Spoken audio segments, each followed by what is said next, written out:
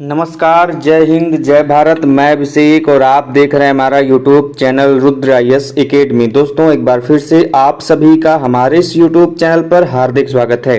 दोस्तों, आइए आज के इस वीडियो में हम लोग बात करें आर्कियोलॉजी UGC नेट के लिए जो भी आर्कियोलॉजी के इम्पोर्टेंट फैक्ट्स हैं दोस्तों उनके बारे में। दोस्तों, हम लोगों ने अभी तक विभिन्न वीडियोस के माध्यम से कई सारे टॉपिक्स को डिस्कस किया है, जिसमें दोस्तों प्रमुख अभिलेख, मुद्राएं, उन previous year question paper series, उनके बारे में दोस्तों हम लोगों ने डिस्कस किया है। दोस्तों, यदि अभी तक आपने हमारे उस वीडियोस को प्लेलिस्ट को नहीं देखा है मेरे दोस्त, तो चैनल पर आज ही जाइए और प्लेलिस्ट सेक्शन में दोस्तों आर्कियोलॉजी UGC नेट के लिए आप जाकर आसानी से देख सकते हैं। और दोस्तों, यदि अभी तक आपने हमारे इस चैनल को सब्सक्राइब नहीं किया है तो मेरे दोस्त सब्सक्राइब करने के साथ ही बेल आइकन को प्रेस कर लें, जिससे कि दोस्तों आपके पास वीडियो की लेटेस्ट नोटिफिकेशन सबसे पहले पहुंचे।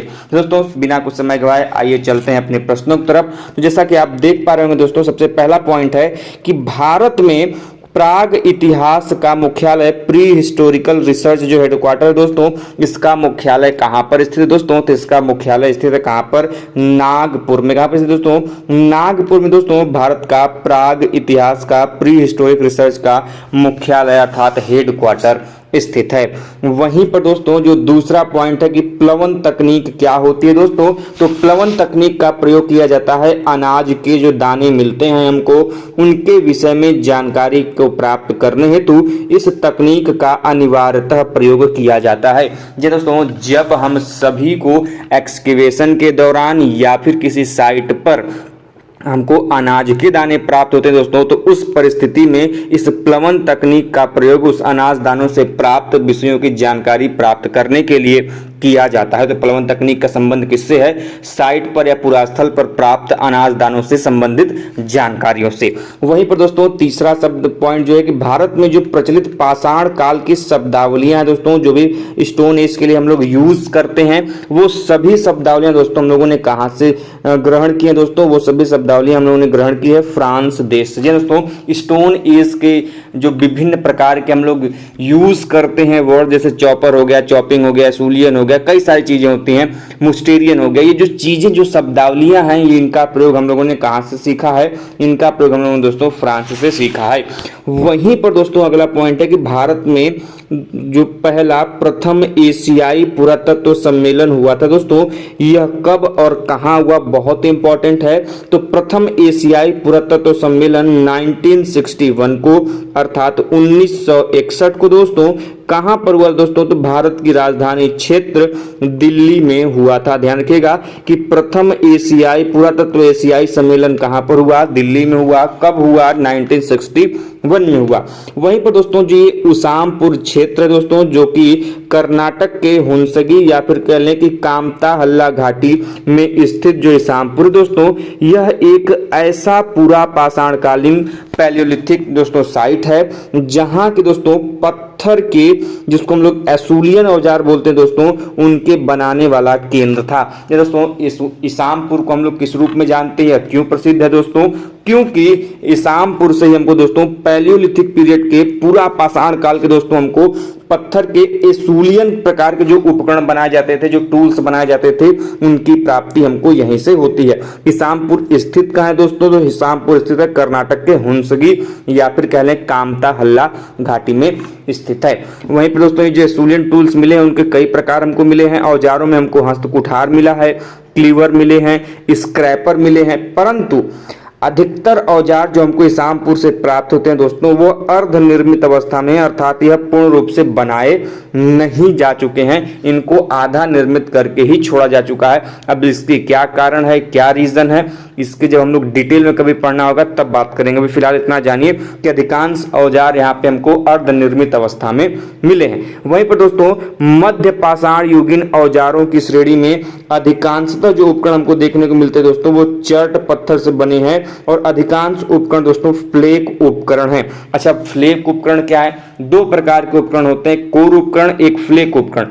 कोर जो कि मेन पत्थर, मान लीजिए एक पत्थर का टुकड़ा आपने लिया, यदि वो पत्थर का मेन हमने भाग को काट दिया, अलग अलग काट छाट के अलग कर दिया, जो मेन भाग बचा यह कोर बचा। यदि इसका कोई औजार या पत्थर का टुकड़े से बनेगा तो वह बनेगा आपका कोर टूल। वहीं पर जो हमने काट छाट के जो अलग फलक के रूप में अलग कर लिया, यदि उससे कोई औजार बनेगा तो वो फलक टूल बनेगा, फ्लेक उपकरण बोलते हैं उसको। तो दो प्रकार के उपकरण होते हैं और अधिकांशतः हमको जो मध्य पाषाणकालीन औजारों की श्रेणी के उपकरण मिले हैं वह किस प्रकार के उपकरण हैं?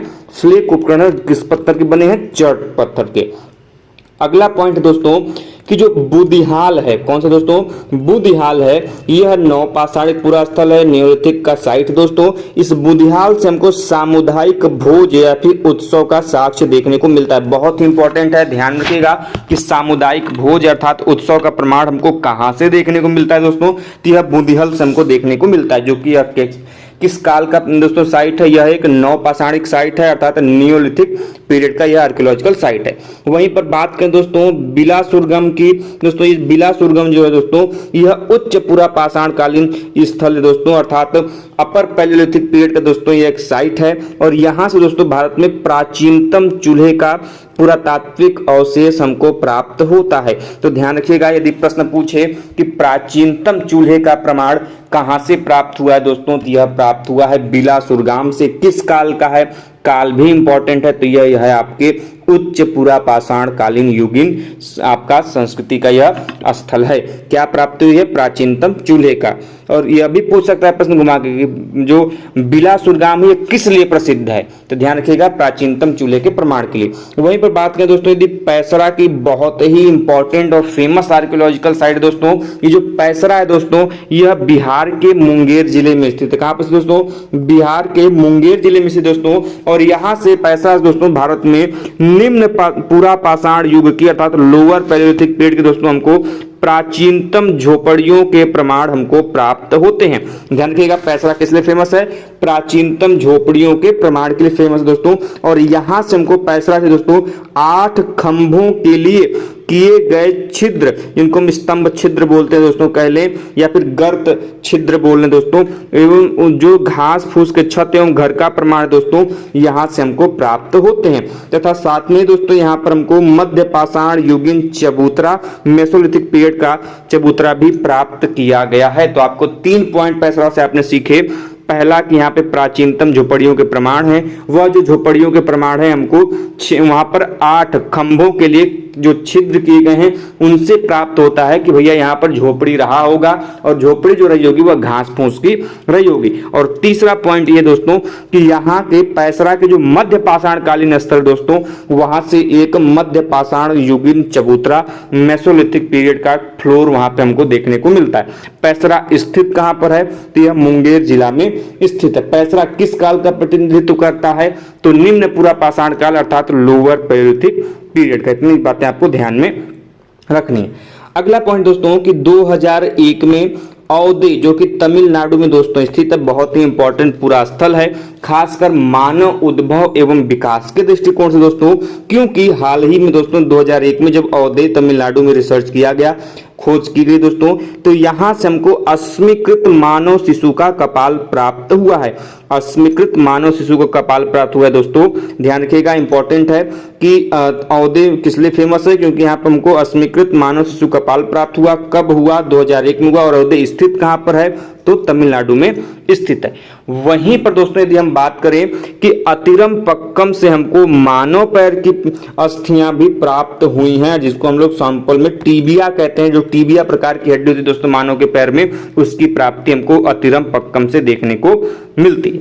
आगे बढ़ते दोस्तों अगले पॉइंट की तरफ। अगला पॉइंट आपके सामने है दोस्तों कि वटगल, आप लोगों ने नाम सुना होगा, बहुत ही फेमस आर्कियोलॉजिकल साइट दोस्तों। अब इसका उत्खनन किसने किया था? आप हमें जल्दी से कमेंट बॉक्स के माध्यम से बता दीजिए, हमने आपको बताया भी था। तो वटगल का उत्खनन किसने किया है? जल्दी से बताइए। हमने आपको जहां पर 200 प्रमुख पुरास्थलों में उनके उत्खननकर्ताओं के बारे में बताए थे, वहां पर हमने इसके बारे में भी चर्चा की थी। दोस्तों वटगल जो कर्नाटक का एक नवपाषाण कालीन स्थल दोस्तों, नेओलिथिक साइट का दोस्तों आर्कियोलॉजिकल साइट है जो कि कर्नाटक में स्थित दोस्तों। वटगल से दक्षिण एशिया में, कहां पर दोस्तों, दक्षिण एशिया में सुपारी, जिसको हम लोग कैसली भी बोलते हैं दोस्तों, उसका प्राचीनतम प्रमाण हमको देखने को मिलता है। तो वटगल से किसका प्रमाण देखने को मिलता है दोस्तों, सुपारी, जिसको हम लोग कसैली भी बोलते हैं, उसका प्रमाण हमको दक्षिण एशिया क्षेत्र में प्राचीनतम रूप में दिखाई देता प्राप्त होता है। वटगल स्थित कहां पर है, कर्नाटक में। किस काल का यह पूरा स्थल है, तो यह नवपाषाणिक पूरा स्थल है। अगला पॉइंट कि हाल ही में बेलन घाटी में, बेलन वैली में प्रागैतिहासिक हाथी दांत की खोज की गई। ध्यान रखिएगा कि हाल ही में किस घाटी में प्रागैतिहासिक हाथी दांत की खोज की गई दोस्तों, तो यह की गई है बेलन घाटी में। वहीं पर दोस्तों आप लोगों ने टोबा टेफरा का नाम सुना होगा दोस्तों। जो टोबा टेफरा है, ये इसका प्रमाण दोस्तों को पश्चिमी भारत, महाराष्ट्र और मध्य भारत के सोन घाटी में इसके बारे में प्राप्त होता है। और टोबा टेफरा दोस्तों भारतीय संदर्भ में यह बोरी और बाघोर ऐसे ज्वालामुखी जो राख है दोस्तों, यहाँ से हमको जानकारी इनकी प्राप्त होती है। टोबी टेफरा आप लोगों ने नाम सुना होगा, आपके एग्जाम में यदि आप लोगों ने प्रीवियस क्वेश्चन पेपर देखे होंगे दोस्तों, तो वहां से प्रश्न आप लोगों ने देखा होगा। अब देखिए दोस्तों, बड़ा इंपॉर्टेंट सा प्रश्न है कि सर्वप्रथम राख का जमाव सोन घाटी में प्राप्त हुआ था। ये बात को ध्यान रखिएगा, आपके एग्जाम में पूछ सकता है कि सर्वप्रथम राख का जमाव हमको कहां पर देखने को मिलता है दोस्तों, तो ये हमको सोन घाटी में देखने को मिलता है। सर्वप्रथम दोस्तों मार्टिन विलियम्स, कौन दोस्तों, मार्टिन विलियम्स एवं एम क्लार्क ने इस जमाव की ओर लोगों का ध्यान का आकर्षण किया था। और वहीं पर दोस्तों प्रश्न पूछता है कि सबसे प्राचीनतम तिथि वाला निम्न पूरा पाषाण काल कौन सा, निम्न पूरा पाषाणिक पूरा स्थल कौन सा दोस्तों, ध्यान रखिएगा वह है बोरी। और दोस्तों ये जो सोन घाटी में सर्वप्रथम राख का जमाव हमको मिलता है, उसकी जानकारी हमको किसने दी थी, तो मार्टिन विलियम्स एवं एम क्लार्क ने। और दोस्तों ये जो टोबी टेफरा का संबंध है, इसका संबंध सुमात्रा के तोम्बा ज्वालामुखी से हुए उद्गार से है, इसीलिए इसको हम लोग टोबी टेफरा के नाम से भी जानते हैं। वहीं पर दोस्तों अगला पॉइंट है कि प्रथम भारतीय प्रागैतिहासिक अध्ययन दल का जो गठन किया गया था दोस्तों, यह प्रथम भारतीय प्रागैतिहासिक अध्ययन दल का गठन भारतीय पुरातत्व के संरक्षण जो महानिदेशक थे दोस्तों, आर्कियोलॉजिकल सर्वे ऑफ इंडिया जो महानिदेशक दोस्तों तत्कालीन, जिनका नाम था के.एन. दीक्षित। जी दोस्तों, के.एन. दीक्षित के समय काल में दोस्तों पहली बार भारत में प्रथम भारतीय प्राग ऐतिहासिक अध्ययन दल का क्या किया गया था, गठन किया गया था। वहीं पर दोस्तों एल कैम्ब्रिज अभियान का आप लोगों ने नाम सुना होगा दोस्तों। ये जो एल कैम्ब्रिज अभियान दल था, इसके प्रमुख सदस्य के रूप में दोस्तों आप लोगों ने नाम सुना होगा डी टेरा एवं पैटरसन का। जी दोस्तों, डी टेरा एवं पैटरसन दोस्तों यही एल कैम्ब्रिज अभियान के यह प्रमुख सदस्य थे। और दोस्तों यह अभियान दल ने पाकिस्तान के सोहन घाटी, नर्मदा घाटी एवं चेन्नई के कोर्तलयार नदी घाटी में प्रमुख रूप से अनुसंधान किया, अन्वेषण किया और कई महत्वपूर्ण खोजों को इन्होंने क्या किया, अपना अंजाम दिया। तो दोस्तों ध्यान रखिएगा, एल कैम्ब्रिज अभियान दल ने कहां कहां पर खोज की है, कहां कहां पर इन्होंने अन्वेषण किया है, तो पाकिस्तान के सोहन घाटी, उसके बाद भारत में नर्मदा घाटी, चेन्नई के कोर्तलयार घाटी में इन्होंने अपना प्रमुख अन्वेषण किया। और इसमें प्रमुख सदस्य के रूप में कौन रहे, तो डी टेरा एवं टी पैटरसन रहे हैं। अगला पॉइंट है दोस्तों कि सोहन घाटी से जो मिले उपकरण हमको प्राप्त होते हैं दोस्तों, सोहन घाटी से ऐसे उपकरणों को हम लोग कुल 4 भागों में विभाजित कर सकते हैं। कितने भागों में दोस्तों, 4 भागों में, जिनके नाम क्रमशः दोस्तों प्राक सोहन 1 हो गया, उत्तरकालीन सोहन 2 हो गया, अंत सोहन 3 हो गया दोस्तों, वहीं पर विकसित सोहन 4 हो गया। तो दोस्तों कुल जो सोहन घाटी से प्राप्त उपकरण है, इनको 4 भागों में हमने बांट सकते हैं, प्राक सोहन, उत्तरकालीन सोहन, अंत सोहन एवं विकसित सोहन के रूप में। वहीं पर दोस्तों बात करें कि जो मध्य पूर्व पाषाण काल के हमको उपकरण या संस्कृति प्राप्त हुई दोस्तों, उन संस्कृति को दोस्तों हम लोगों फलक संस्कृति के नाम से जानते हैं। किस संस्कृति दोस्तों नाम जानते हैं, फलक संस्कृति के नाम से जानते हैं।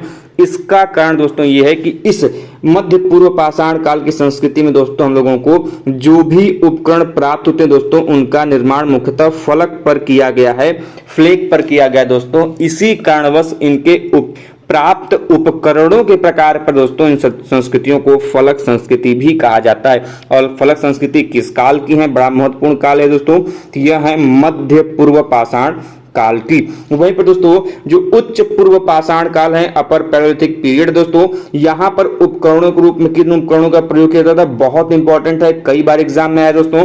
तो ब्लेड व्यूरिन जो है दोस्तों, इसका प्रयोग उच्च पूर्व पाषाण काल में एक बृहद स्तर पर, बृहद स्वरूप में किया जाता था।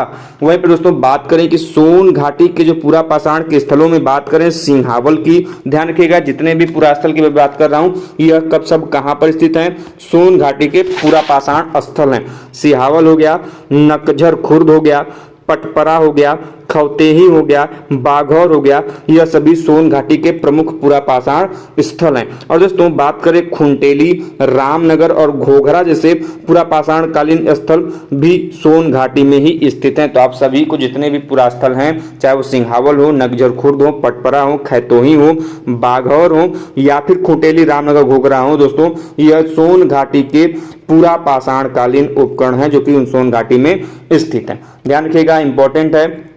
अगला पॉइंट दोस्तों कि जो संघाओं की गुफाएं हैं दोस्तों, कौन सी गुफाएं, संघाओं की गुफाएं दोस्तों, यहाँ दोस्तों हमको मध्य एवं उच्च पूरा पाषाण काल की जानकारी मिलती है। कहाँ की दोस्तों गुफाओं से, संघाओं की गुफाओं से, और संघाओं की गुफाओं से ही दोस्तों हमको अंगीठी की भी प्राप्ति हुई है, इंपॉर्टेंट है। अब हमें जल्दी से कमेंट बॉक्स में बताइए कि जो संघाओं की गुफाएं हैं यह कहां पर स्थित है। यह आपके प्रीवियस ईयर क्वेश्चन पेपर में यहां से प्रश्न बने हैं, तो जल्दी से बताइए संघाओं की गुफाएं कहां पर स्थित है। अगला पॉइंट दोस्तों कि स्तंभ गर्त का अर्थ क्या होता है दोस्तों, तो आप सभी ने स्तंभ गर्त का नाम सुना होगा। इसका अर्थ यह होता है कि फर्श पर ऐसा कोई गर्त जिसमें कि स्तंभ के गाड़े जाने के प्रमाण प्राप्त हों, और जब वो स्तंभ गाड़े जाएंगे तो इससे अनुमान यह लगाया जाता है कि उन स्तंभों के ऊपर, उन स्तंभों की सहायता से छत बनाई गई हो, अर्थात जहां से स्तंभ गर्त की प्राप्ति होती है ऐसा माना जाता है कि वहां पर आवास के लिए निर्मित झोपड़ियों के प्रमाण हमको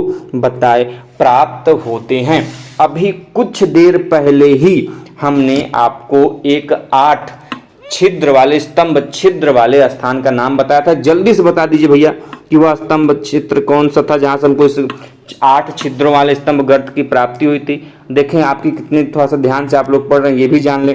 अगला पॉइंट है दोस्तों कि गड्ढा घर, जिसको हम लोग पिट होम्स बोलते हैं, फिर कहीं कहीं पिट ड्वेलिंग्स भी बोला जाता है दोस्तों, इसकी प्राप्ति हमको कहां पर दोस्तों, तो इसकी प्राप्ति होती है स्वात घाटी के लोयबन से, कालाको डेरे से। तो यदि कश्मीर के क्षेत्र में बात करें दोस्तों तो इनकी प्राप्ति हमको बुर्ज होम एवं गुफ कराल के 9 पाषाणिक स्तरों से हमको इसकी प्राप्ति होती दिखती है। तो भारत में पिट ड्वेलिंग्स या फिर गड्ढा घर का प्रमाण कहां पर है, तो बुर्ज होम और गुफ कराल के 9 पाषाणिक स्तर से। वहीं पर स्वात घाटी की बात करें तो स्वात घाटी में लोयबन और कलाको डेरे से हमको गड्ढे घर या फिर पिट ड्वेलिंग्स के प्रमाण देखने को मिलते हैं।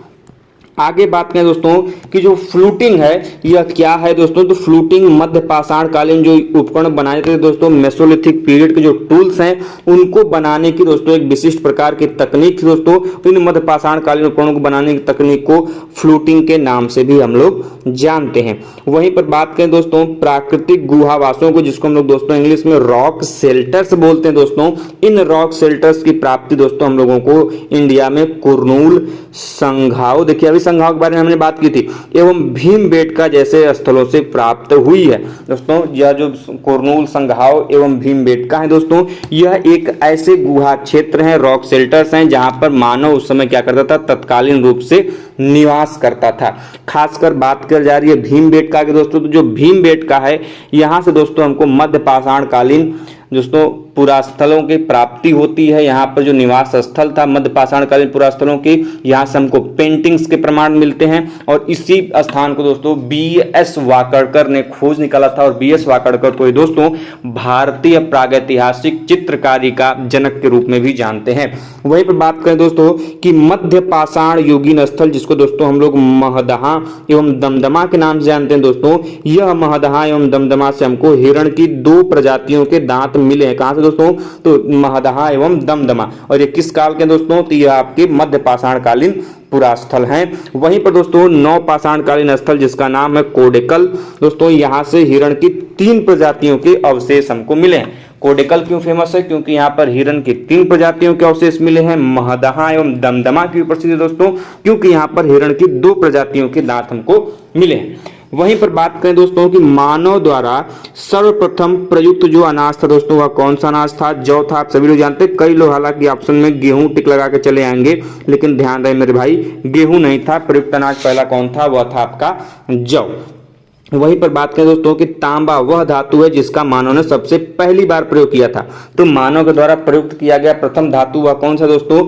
तो वह है तांबा। और इसके पश्चात दोस्तों मानव ने कांसा। जब आप इंडस वैली सिविलाइजेशन पढ़ोगे तो आपको पता चलेगा कि मानव जो था तांबा को अर्थात कॉपर को प्लस एसन अर्थात टीन को आपस में मिलाकर दोस्तों पहली बार ब्रॉन्ज अर्थात कांसे का प्रयोग किया था। और हमको इंडस वैली सिविलाइजेशन में कांसे का प्रयोग सबसे ज्यादा मात्रा में देखने को मिलता है, इसीलिए इंडस वैली सिविलाइजेशन को हम लोग कांस्य युगीन सभ्यता भी कहते हैं।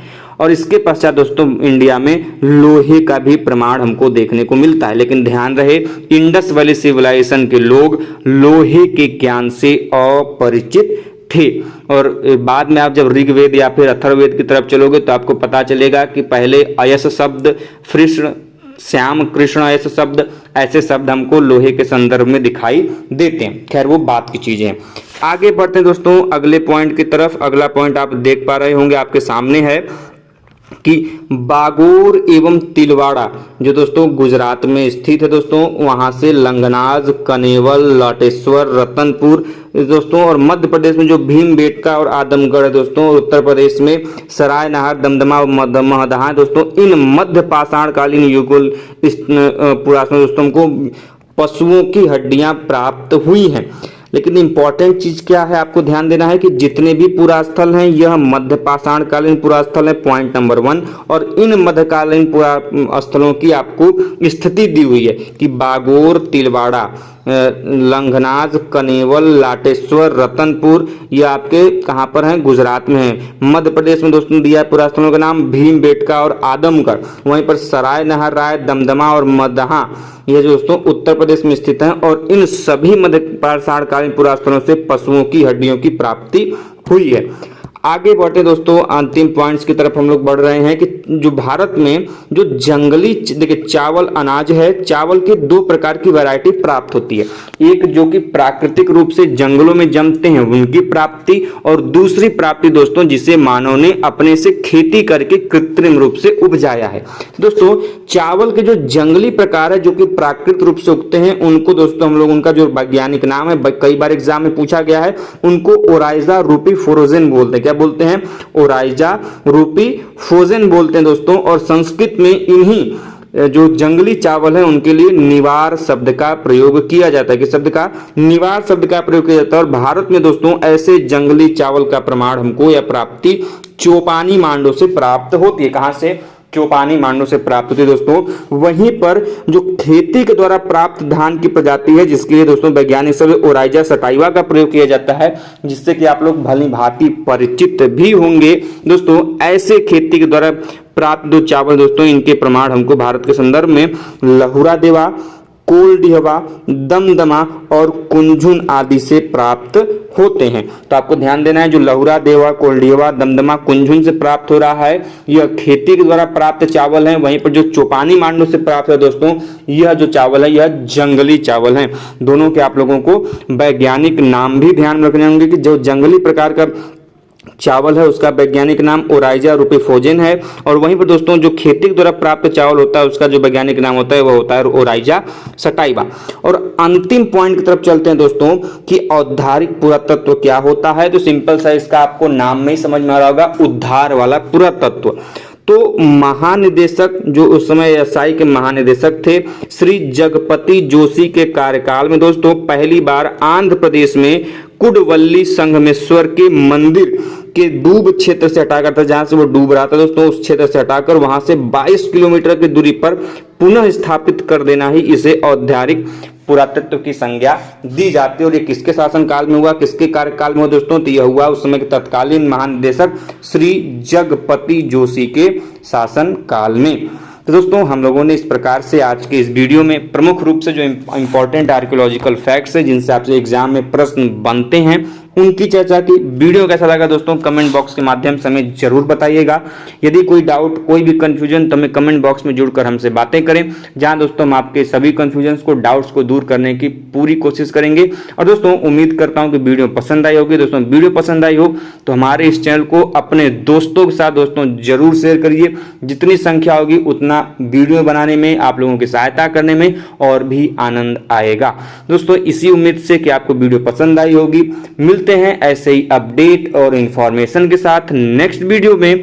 तब तक के लिए इजाजत दीजिए, मिलते हैं नए वीडियो के साथ। तब तक के लिए जय हिंद, जय भारत, हर हर महादेव।